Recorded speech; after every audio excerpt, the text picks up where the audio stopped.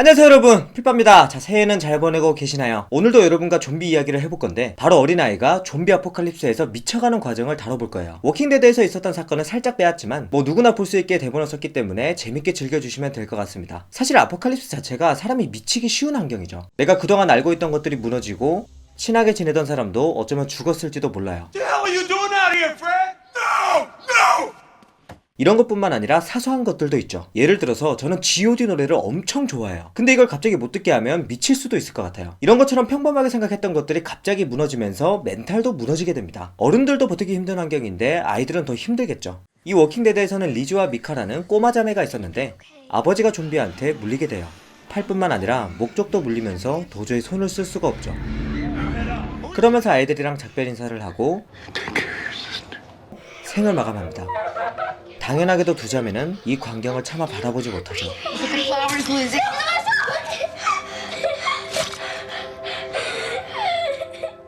가만 생각해보면 아이들은 안 그래도 좀비 세상에서 혼란을 겪고 있어요. 분명히 내가 저 사람이랑 친했는데 자고 일어나니까 좀비가 돼 있다. 머릿속이 복잡해지는 거죠. 이런 아이들을 바로잡아줄 사람이 바로 부모님, 그리고 더 나아가서 어른이라고 생각을 해요. 근데 이 자매는 아버지가 사망하면서 방황을 하게 됩니다. 좀비라는 것에 대해서 자기 생각대로 개념을 만들어가기 시작해요.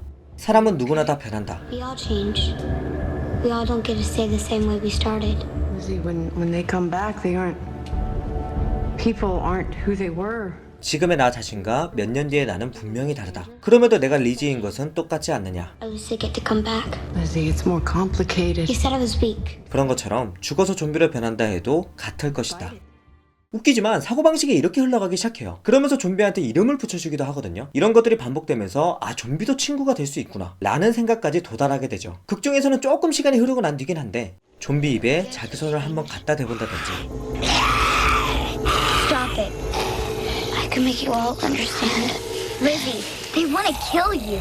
They just want me to change. Just make me be like them. 혹은 술래잡기 비슷한 놀이를 해요. 그러니까 어른이 막 놀래서 오죠. 상황을 해결해줬는데도 오히려 큰 소리 칩니다. She wanted a friend. She wanted to kill you. I was gonna lead her away. You could have died. 그리고 이런 일도 있었어요. 어른이 좀비를 죽이려고 하니까 죽이지 마라. Sometimes we don't. 근데 다시 이곳으로 몰려오더니 갑자기 밥을 줘요. 이 장면만 봐도 뭔가 좀 소름이 끼치기도 하고 이상해요. 누군가에겐 생사의 문제인데 리지는 조금 가볍게 생각하는 것 같죠. 근데 그렇다고 해서 좀비를 무서워하지 않느냐? 이거는 또 아닙니다. 한두 마리 정도는 괜찮게 생각하는데 때를 지어서 달려오니까 도망가기는 해요. 그리고 자기 동생이 공격당할 위기에 처하니까 막 겁에 질리면서도 와서 도와주죠.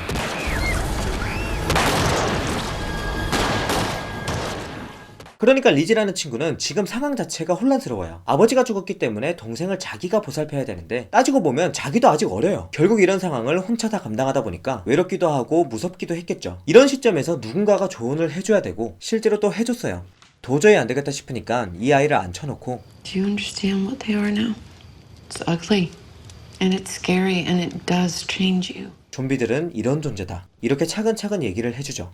문제는 시기가 너무 늦었어요. 사실 그 시기에 어른들이 조금은 바빴어요. 베이스 캠프 내부에 전염병이 돌기도 했고 외부에서도 침략이 있으면서 정신이 없었습니다. 그러니까 이 아이는 점점 더 고립됐고 돌이킬 수 없을 정도로 이상해지기 시작한 거죠. 물론 그런 건 있습니다. 좀비를 다른 쪽으로 생각할 수도 있겠죠. 허셀이라는 인물은 좀비는 치료가 가능한 환자다 라고 생각했어요. 근데 사람은 생각하는 게 다를 수도 있으니까 이 좀비들을 좀 안전한 곳에 가둬놨어요. 그리고 거버너라는 인물도 마찬가지입니다. 자기 딸이 좀비로 변했는데 이게 치료가 가능할 수도 있지 않을까? 그래서 어디에 잘 숨겨놨고 또 연구원을 시켜서 치료제를 한번 개발해봐라. 이런 식으로 조치를 취했습니다. 다른 사람들한테 피해를 안 주고 자기가 책임을 질 수 있다면 이런 거는 괜찮다고 생각해요. 근데 리지는 경우가 많이 다르죠. 중요한 건 이 아이가 원래부터 문제가 조금은 있었던 것 같아요. 감정이 한 번씩 컨트롤이 안 되고 자기도 모르는 짓을 저지를 때가 있어요. 이런 일이 한두 번 있었던 게 아닌 것 같은데 리지가 깜짝 놀란 상황에서 숨이 가빠올 때가 있었어요. 그러니까 동생 미카가 Look at the flowers like you're supposed to. 늘 해온 것처럼 진정을 시키기도 해요. 2, 3. 이렇게 여러모로 좀 불안정한 캐릭터라고 볼 수 있죠. 갑자기 좀비 아포칼립스가 도래했는데 아버지까지 사망했다. 동생은 내가 책임져야 되는 상황인데 아직까지도 이 현실에 적응을 못하겠다. 이런 혼란이 반복되면서 결국은 비극으로 치닫게 되죠. 조금은 늦긴 했지만 조언을 딱 듣더니 I know what I have to do now. 라고 하더니 갑자기 동생을 죽여요. Don't worry. She'll come back. I didn't hurt her brain. 그러면서 하는 말이 We have to wait. I need to show you. You'll see. You'll finally get it. We have to wait. 뭐 어차피 돌아올 건데 얘 좀비로 변할 건데 그래도 내 동생인 건 변함없다. 이거를 증명하려고 한 거죠.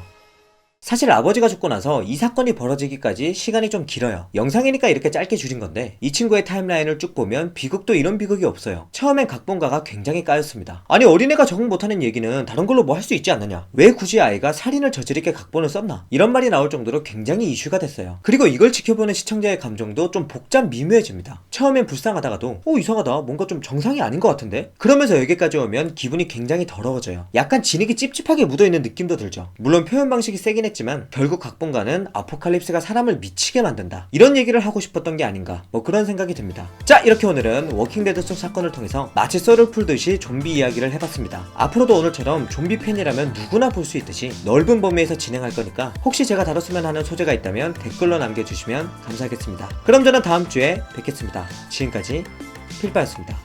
안녕!